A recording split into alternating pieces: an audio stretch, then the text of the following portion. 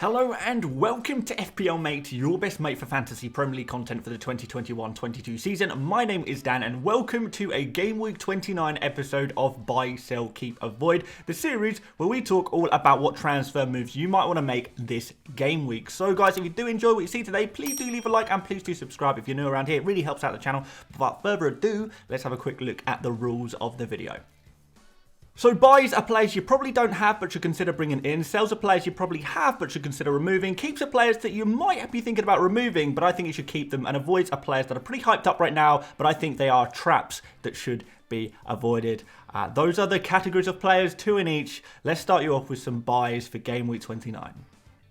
So our first buy is Bukayo Saka. Saka seems like the most obvious player to buy this week, really. He's in great form, playing for an Arsenal team that is flying and looking like favourites to finish in the top 4 now. He has a double game week right now versus Liverpool and Leicester. Hey, they're not the best fixtures in the world, but a double game week is a double game week, right? And then next week, he has a fixture against Villa, where 12 out of the 20 Premier League teams blank. So Arsenal is just one of 2 teams that double now and actually play a fixture in 30. So if you're trying to maximise the amount of fixtures that your players have over the next 2, Arsenal are a great team to pick from. We also know that Arsenal have 2 unscheduled fixtures that will need to be rearranged between Game Week 31 and Game Week 37. So that's 2 bonus double game weeks at some point, towards the end of the season, right? You also see that Arsenal's fixtures, excluding the unscheduled ones, are basically a sea of green too from Game Week 31 onwards.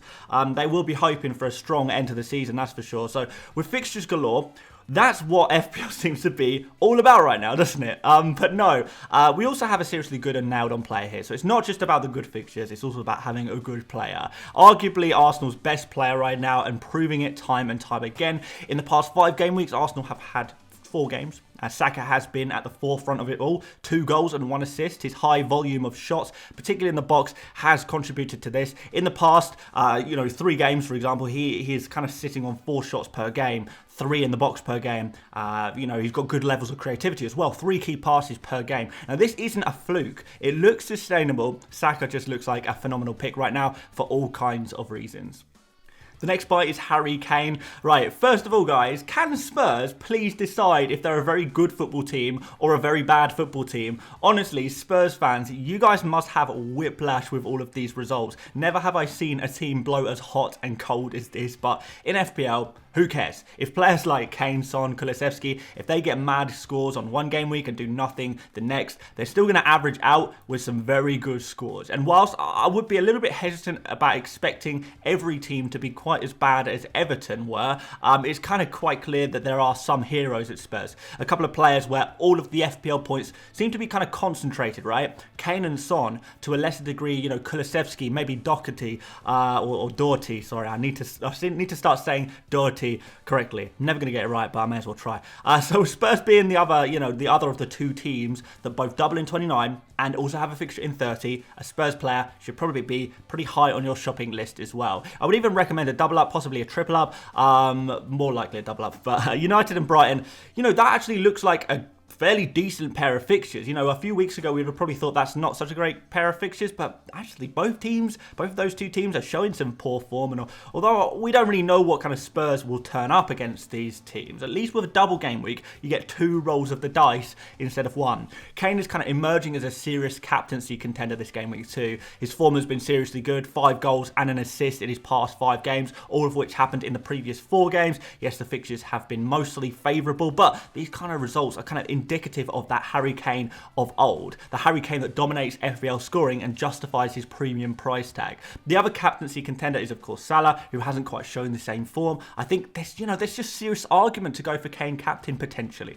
And whilst I do think Salah is the best premium to own right now, Kane is right now, he's coming in at second, right? He's coming in at second, maybe Son third. All other premium players in the game, you may as well just ignore. They can all just get in the bin. But seriously, guys, if you can grab, just the best Spurs player you can, do it. If you can get Kane easily, great. If you can get Son easily, great. If those guys are too difficult for you to reach with your budget and the kind of players you'd be willing to sacrifice, maybe you can go for Kulusevski instead. That's pretty great as well, It's not bad. On to some sells. We'll start you off with Cristiano Ronaldo. I didn't actually realise people still owned Ronaldo, but apparently they do. He's got yet another injury, this time to his hip. And whilst he might be back for the Gameweek 29 fixture against Spurs, it's a blank after that. Then I don't really see, I don't really see United getting any doubles until 36. I think the only real opportunity they're going to have for a double is game week 36. That should be the only double game week between now and the end of the season.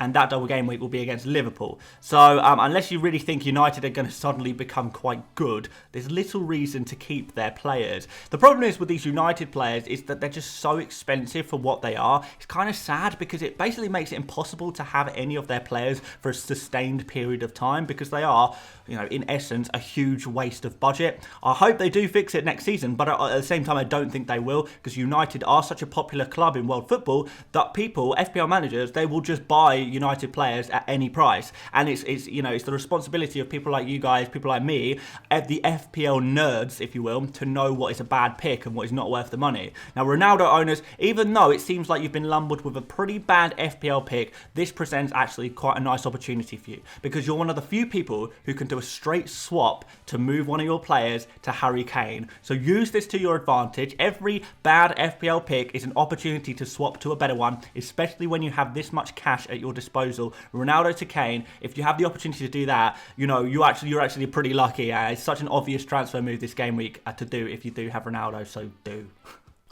Next sell is Conor Gallagher. I know he's managed a goal and an assist in his last 5, but overall Gallagher has been a bit meh. Kind of, you look at his underlying stats and stuff like that, he's not really contributing too much in the way of shots and key passes and stuff like that. And with the amount of class, like pure class mid-price midfielders right now, the meh that Gallagher provides isn't really good enough. The top transfer targets this week, for example, they're going to be players like SAKA, Kulusevski, maybe Smith Rowe, Martinelli, Odegaard. So we do need to figure out which midfielders we can shift, which ones we can sell in order to get these new midfielders in. Out of the popular players, Gallagher seems to be a super obvious sacrifice. Man City this game week, so we're not expecting much there. Game week 30 is a blank for Palace. Game week 31 is against Arsenal, then Leicester. Then we have game week 33, which could technically end up being a blank for Crystal Palace, or at the very least, there won't be a double in there, whilst many other teams might double. I'll explain a little bit more in a future video, possibly tomorrow actually. I'll do a video all about the upcoming future double game weeks and the blank game weeks that are coming up as well, so hopefully we can clue you guys up onto that stuff. So don't worry too much about that for now, but I'll explain tomorrow. But yeah, the stats, they're a bit meh. The performances, from an FPL point of view, a bit meh. There's bad fixtures, there's non-existent fixtures.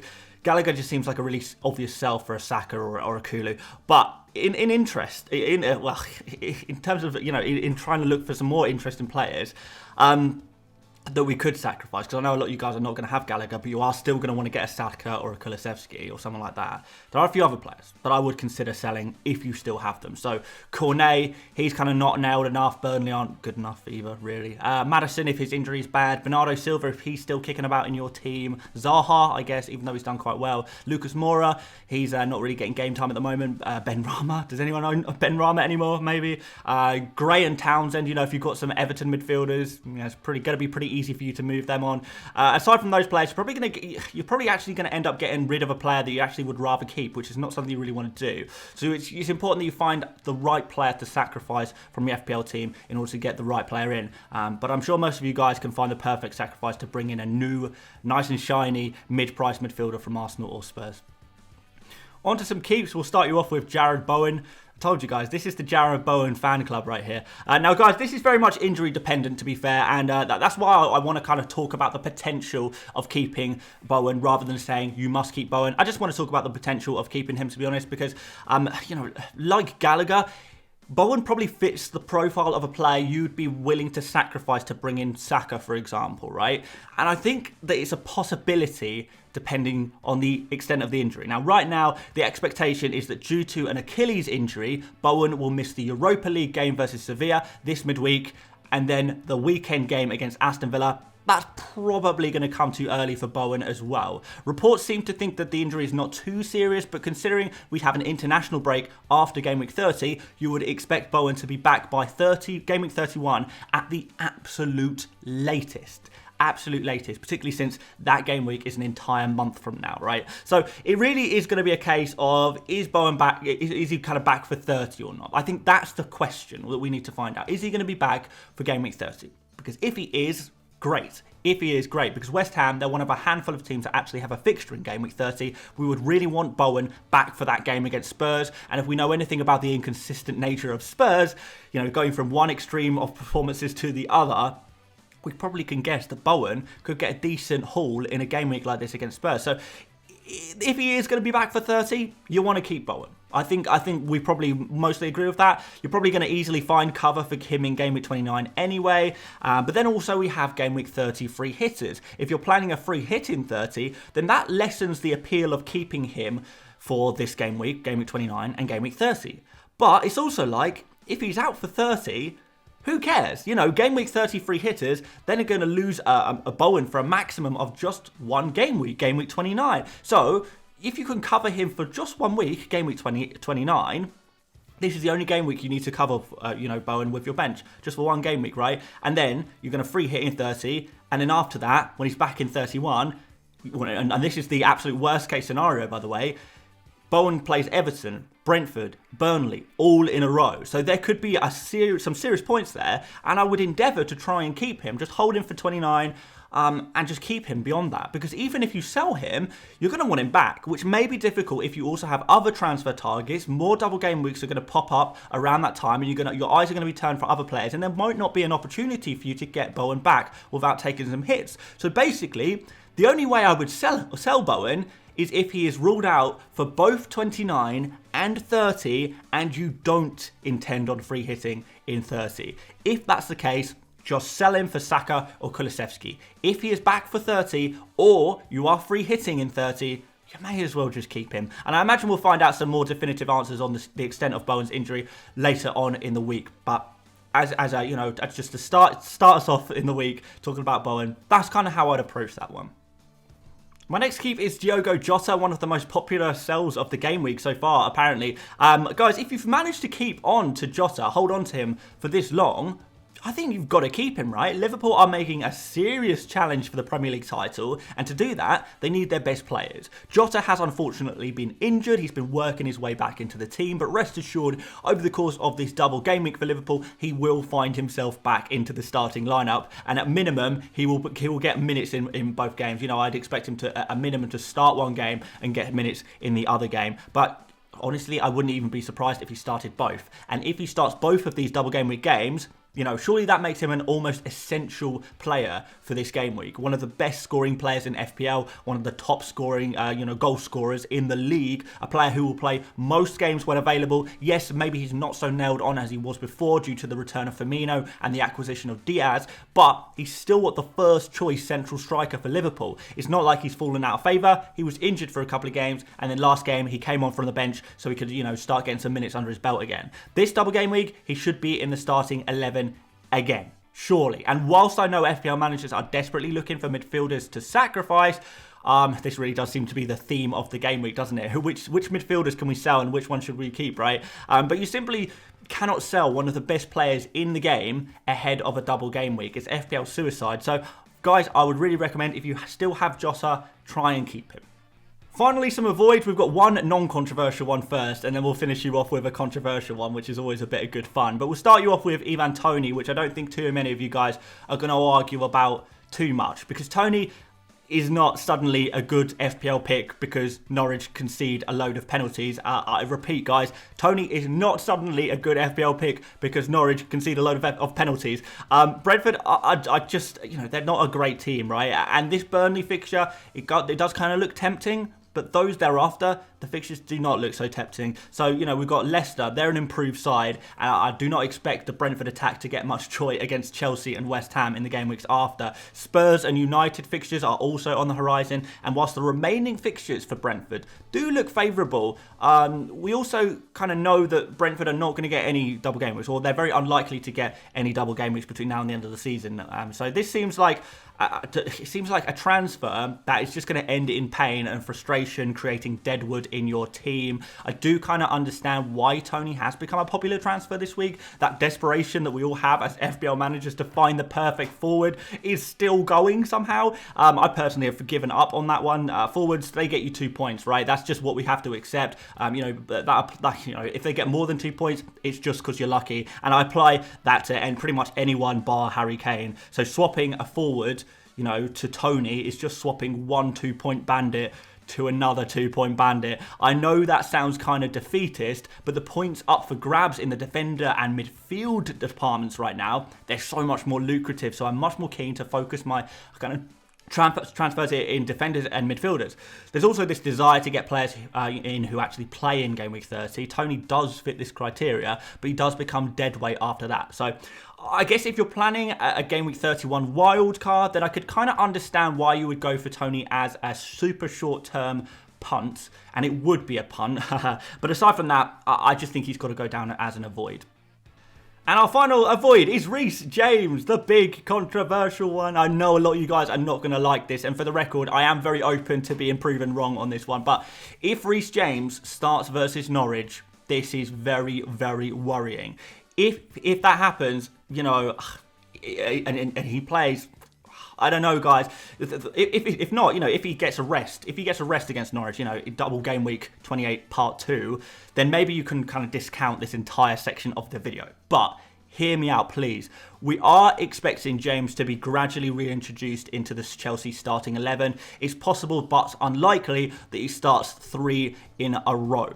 I can't see it happening, especially since we saw him struggling towards the end of the first game against Burnley. I personally think he has a reasonably good, but not a very good chance of starting against Norwich. And if that's the case, Newcastle at home in Game Week 29, it is surely going to be a rest for Reece James. Maybe some minutes off the bench, at best. Azpilicueta, maybe Hudson-Odoi, they're going to fill in at some point. And if that's the case, what you're going to end up with is a James who's probably going to get a 0 or maybe a 1-pointer in Game Week 29. And then in Game Week 30, you've got a guaranteed 0 because Chelsea don't even have a fixture in that game week. So that would be a pretty big disaster, right, guys? Yet it's a serious, serious possibility. I think the right times to buy Reece James was in Game Week 28, and if you miss that boat, then your next best opportunity is Game Week 31, where Chelsea have some really nice fixtures, games probably every game week, and some guaranteed doubles sprinkled in there too between Game Week 33 and Game Week 27. So before the onslaught of comments, I really should reiterate, Reece James is not a bad pick. This could just be a bad time to pick him. Let's see how many minutes he plays against Norwich. If it's very low, I'll completely 180 on this opinion and declare James a decent pick, particularly if you're on a free hit in Game Week 30. But until we find out about his mins versus Norwich, he has to go down as an avoid for now. Just wait and see how many minutes he plays against Norwich before making this decision. At the very least, right now, avoid. So, in summary, for those of you guys who are not planning on using any chips over the next 2, I think the transfer strategy this week should be to target Arsenal and Spurs players. A double this week and a fixture in the next is a huge selling point. It means 3 fixtures in the space of 2 game weeks in a scenario where a lot of teams only play 1 in 2. So, players in particular who play one fixture over the next 2, to swap one of those players for a player who plays 3 and 2, huge, without even having to get any points for scoring or assisting or clean sheets, you're already going to be up on that one. So it's going to be a huge difference. It's going to be really good. So SAKA for Arsenal, Kane for Spurs, those are my favourites, but there's definitely other options there as well. I would be a little bit hesitant to buy anyone who doesn't have a double this game week. I'd be a little bit hesitant to buy anyone who doesn't play in 30 unless you're going to be free hitting there. There's some good teams with doubles, you don't really need to go on for single game players, I don't think. I even include Chelsea in that. Newcastle, that's kind of a tough-ish game. Chelsea rotate like crazy, and they blank in 30 anyway. So if you're not free hitting in 30, you do kind of need to think a little bit harder. Don't buy players who blank, maximise your players because they are about to get real messy, but I'm sure you guys are going to be absolutely fine. Thank you so much for watching this video. I hope you found it helpful, enjoyable, entertaining, whatever. If you did, please do leave a like, really helps out the channel, and do subscribe if you are new around here as well. Like I said earlier on in the video, tomorrow I'm going to make a video where I'm going to try and explain all of the upcoming fixtures, the double game week fixtures, where we might see some more blanks as well, and you know, where to use your chips, potentially where to use your transfers. I'm just going to explain it all, the end of the season, and how the end of the season is going to play out in terms of fixtures, because like I just said, things are about to get messy, and I want you guys to have the best equipment possible to go forward and deal with the mess, basically. So there we go. Yeah, so that'll be tomorrow. We'll do the 100 experts, I believe, on Thursday, and then we'll do the team selection on Friday. That's the way I want to do things this week. Hopefully that's okay with you guys. But there we go. Thank you once again for watching, and I will see you later, mates. Bye-bye.